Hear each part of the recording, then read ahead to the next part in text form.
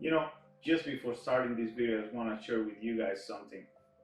If you want to win a computer like this or this particular computer, just subscribe to the channel, like this video, and we'll go from there. I do have a business where I work on computers, I build computers, I fix computers, I offer networking solutions for customers. So I wanted to bring a little bit of that business that I do into making videos for YouTube. One way I found to grow this channel a little bit was to, why not? Start maybe by giving a whole computer like this one away, I find that if I build computers for a living, why not promote my business by donating a computer like this one to somebody that perhaps doesn't have $1,500 to purchase one, right? I couldn't do that in the past because getting video cards was extremely difficult. But now that it's a little bit easier, they have come down a lot in price. It doesn't really hurt my pocket that much to give away a computer like this with an RTX 3060 in it. Now, what we're going to do to give this computer away is very simple. I'm not going to try to complicate it too much. Just subscribe to the channel, like this video, try to share it. Now, my main goal is to go up to 10,000 subscribers very quick. And if you guys will help me, you could be very well one to win a computer like this. Now, I don't want to promise something and then no follow up on that promise. But if we don't get to 10,000, I'm still gonna give something away. A video card like an RTX 3060 or an RTX 3070. I could give away a PlayStation or an Xbox Series X. I'll definitely give away something that's gonna be worth at least $500, even if we don't make it to 10,000 subscribers. But my main goal, in order to continue to do things like this, is to grow the channel quick. I won't be making any money for now, anyways. Making YouTube videos, I do make money on my business, but I won't be making any money uploading YouTube videos. So if at least I could grow the channel by giving away things to viewers, I think it's a fair exchange, if you want to call it that. So with that out of the way, let's get into the video. Many of you have probably heard the term bottleneck, and it's very simple. There's always going to be a part between the CPU and the video card that's not powerful enough to power the other one, and that's all it is to it.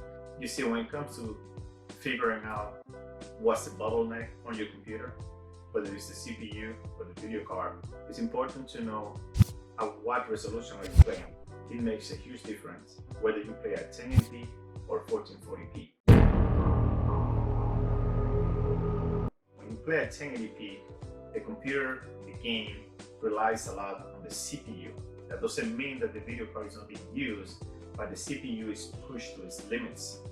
Some of these games that you play might have a built-in benchmark. In my particular case, I'm gonna use Shadow of the Tomb Raider. Alright, so what's the idea behind this benchmark in the game? At 1080p, basically you're using a lot of CPU performance. If you increase that resolution to 1440p, for example, or 4K, then you're gonna rely more on the video card. You're still gonna use a lot of power from the CPU, obviously, but you're gonna be using the video card more now. It all really comes down to what games you play. That's extremely important. For example, this is Shadow of the Tomb Raider. Even at 1080p, the graphics look very, very nice, which means that on very realistic looking games with very high texture and details, you're still going to be using lots of video card performance, even if you're playing at 1080p. Now, in order to show you what the bottleneck is, I will have to go to graphics and take the resolution all the way down, right? So I'm going to put it to low, and then on the next one, I'm going to go all the way to ultra. So let's just leave it at low for now, and then we're going to run the benchmark. When you're playing video games, you have to think mainly about the video card. Don't think too much about the CPU. Think a lot about the video card.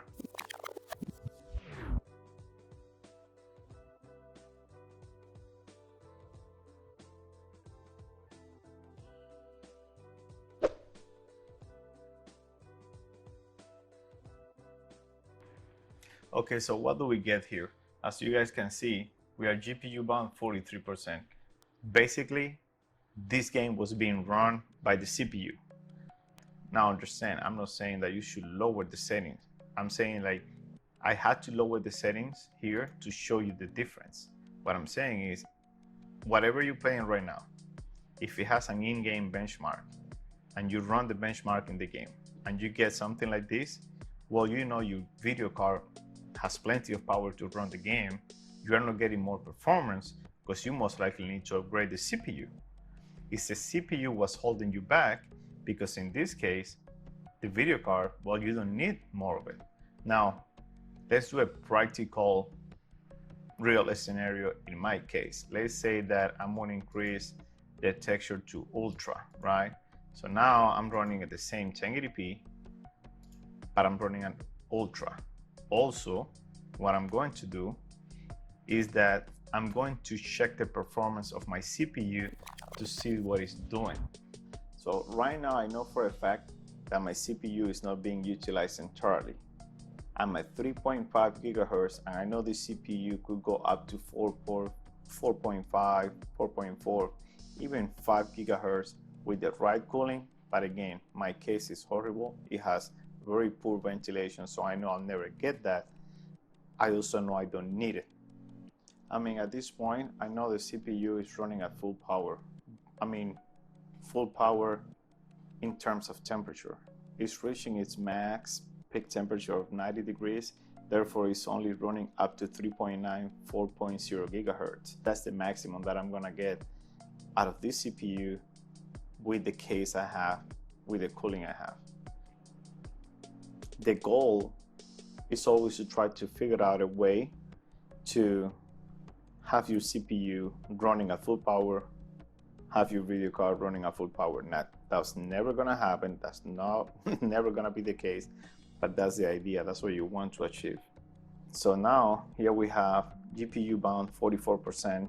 What could we do for this particular game to make it use more of the graphics card? Well, nothing really.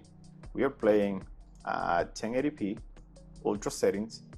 Like I said at the beginning of the video, 1080p, it relies a lot on the CPU. It's more about what your CPU could do. I mean, we're getting 205 frames per second on average. There's really nothing more that we could do. If you have a computer that could play a game like this one at over 200 frames per second, it is a great computer. I mean, basically anything that you throw at it is gonna run good. Now, if you are getting 40, 45 FPS because you have an older system, then yes, you could try to overclock the CPU. You could try to add a better cooling for the CPU. That way, when you overclock, you could get a little bit extra. And I see that making sense. I mean, if you're getting 45 FPS, and by adding a better cooling to your computer, more fans, overclocking the CPU a little bit, you can go from 45 to 60 FPS. Then yeah, it's noticeable. At such low frames, 45 to 60, it is very, very noticeable. It almost feels like an upgrade. So this is a 1440p. We are trying to see if at 1440p our video card is good enough to run it, or if it's still not being pushed to its limits. That means that we need a better CPU. Ideally, I mean, not in my particular case, but I'm saying this is how you could tell. You have to forget about the parts that I have inside my computer and run this test thinking of what you have in your computer. I'm getting 3.5, 3.6 megahertz locked on basically, but that's because that's as high as it could go. The temperature is reaching 90 degrees Celsius, so it's, I cannot get anything higher out of this CPU because of that.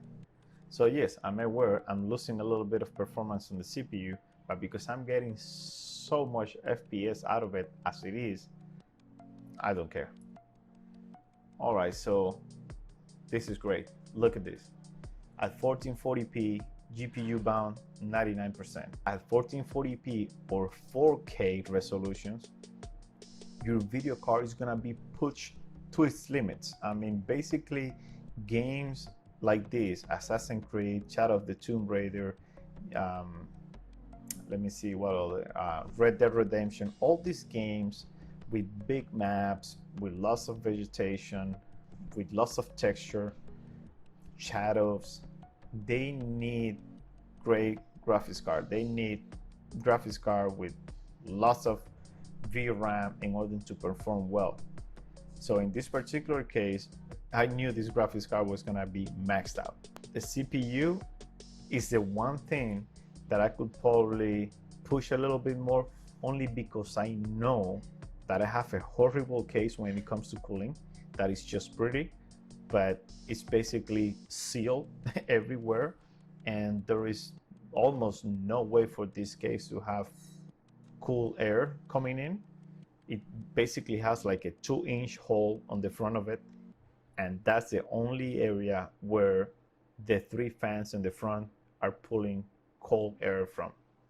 So I know that if I were to get a different case, I could probably allow the CPU to run at a higher clock speed without reaching the maximum temperature of 90 degrees so quick. But I know that even after doing that, the most I'm gonna get out of it will be probably, I don't know, 165 FPS. At this point, this is the best my computer can do. I'm able to run my video card at full power, meaning I don't need to upgrade my CPU. So if you're constantly playing at 1080p and you do not plan to upgrade to 1440p monitor or 4K monitor, get an RTX 3060 or an RTX 3060 Ti or an RX 6700 XT. So there you have it. You play at 1080p, you know for a fact that you're gonna rely a lot on the CPU. You play at 1440p or 4K, you know that you're gonna be using a lot of the video card. And in that particular case, now you have to figure out what is it that you need the most. Every time you see that you are not really utilizing all the performance that your video card is capable of offering, well, there's only 2 scenarios. One, you're playing at 1080p, and that's very normal because most of the performance to run that game is gonna come from the CPU. Or 2, if you're playing at 1440p or 4K, but you're not really maxing out that video card, well, most likely your CPU is just not powerful enough to keep up with it, and you just need more CPU. That's all there is to it. And that's the balance that you need to try to find. Getting the most performance out of your CPU, getting the most performance out of your video card for whichever games you play. Now, that doesn't mean that whenever you play a game, you're always gonna have to try to get the CPU to run at 100% and your video card to run at 100%. That's not gonna be the case because not every video game is made the same. Some games are more simpler than others, and they just don't require a lot of power to run. Right, so that's just the way it is. And that's that. I mean, if you guys have any question, subscribe, like the video, and put your questions in the comment section below.